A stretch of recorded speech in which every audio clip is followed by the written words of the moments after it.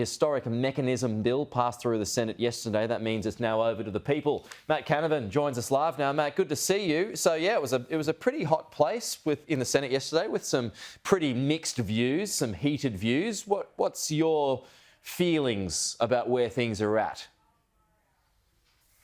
Well, look, sitting there in the Senate yesterday and hearing the for and against case, I'm not sure how you could come away supporting the voice. I thought the arguments put in favour of the voice were very emotional, superficial, and didn't go into any of the detail about what this would actually do. And so anybody that I think sits down and thinks about this will realise that this is all for show, this voice, and it doesn't really do anything to help Indigenous Australians. I think the contribution in particular from Senator Jacinta Price showed clearly why this is not the approach to this, because it would divide our nation, it would divide her family, divide our whole country, and we should actually be coming together to tackle problems like Indigenous disadvantage, not dividing us. That's not the solution. Looking at Queensland in particular, your state of Queensland, Matt, why do you think the No campaign is so far ahead there? Oh, look, I mean, I leave that up to Queensland. I think it's because our high IQ is higher, Peter. Well, I would agree with you on that point. Let's leave it at that. But probably not a lot of people would necessarily agree with me on that. But I don't know why. I mean, I think the one thing that does come through in all of the polling is that those voters that live out in rural and remote Australia and country areas where there are Indigenous communities, where there are, we do mix day to day with Indigenous people. They are tending, of course, to be on the no side of the fence. And I think that's because it comes back to what I was saying, that they can see that this is not going to make any practical difference. And I include Indigenous Australians out in the bush too. So many of them I speak to out in the bush think this is just going to be a bunch of people talking in Canberra. How's that going to help me? Well, that's across the board. That's not even just a Queensland thing. That's very much the sentiment you hear. The Indigenous community. Yeah, that's right. But what I would say about Queensland, there is a Queensland link here, is Queensland of all the states has more regional people as a percentage of its population.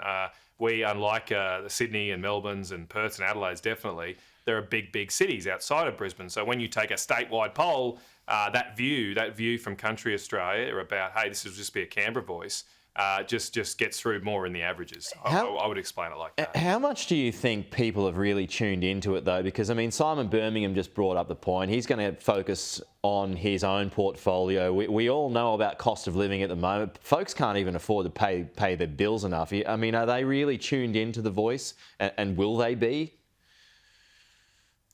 Well, they're not. I think on the whole, they're not. I think more and more people are finding out about it, and that will increase and grow, obviously, with advertising and what have you.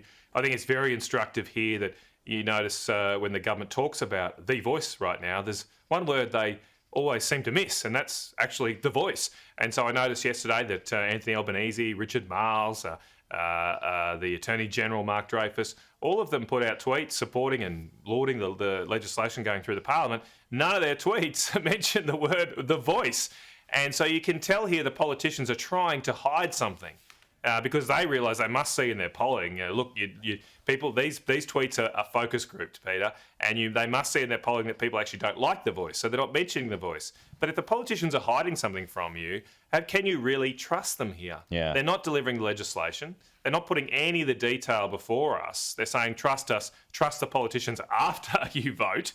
And I think that's a big leap of faith for people to put their trust in politicians. I think that's fair. I mean, many answers to the questions coming after the referendum. I think there is a big problem there. How can folks be expected to vote on that? But anyway, just a quick one before you go, Matt, on the AEMO boss today, who's warning that energy transition, it's far too slow.